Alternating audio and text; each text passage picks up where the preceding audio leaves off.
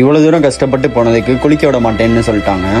முதல் நாள் நைட்டு சடனா பிளானை போட்டு ஒன் டே ட்ரிப்புக்கு கிளம்பிட்டோம். அதுக்கு முன்னாடி நம்ம சேனல ஃபர்ஸ்ட் டைமா பாக்குறீங்கன்னா சப்ஸ்கிரைப் பட்டனே ஃபாலோ பட்டனே தட்டி விட்டுருங்க.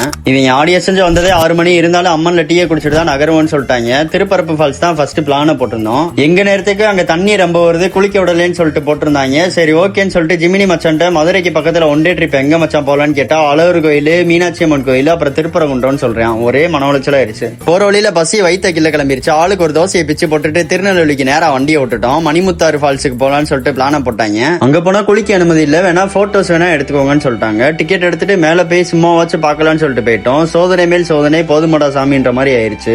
கடவுள் நல்லவங்களை சோதிப்பாரு, ஆனா கைவிட மாட்டாருன்றதுக்கு ஏத்த மாதிரி எங்களுக்கு முன்னாடி வந்து யாரையுமே குளிக்க விடல. நாங்க போன டைம் தண்ணி கொஞ்சம் கம்மியா வந்தனால டக்குன்னு எங்களை குளிக்க சொல்லிட்டாங்க. ரொம்பவே சந்தோஷமாயிருச்சு. தண்ணில நல்லா ஆசை தேர ஆட்டத்தை போட்டு குளிச்சுட்டு அப்படியே கார்ல பாட்டோ போட்டு விட்டுட்டு பத்மநாதபுரம் அரண்மனை போயிட்டோம். யாரெல்லாம் இது மாதிரி சடனா ஒன் டே ட்ரிப் பிளான போட்டு எந்த ஊருக்கு போயிருக்கீங்கன்னு சொல்லிட்டு கமெண்ட்ல சொல்லுங்க.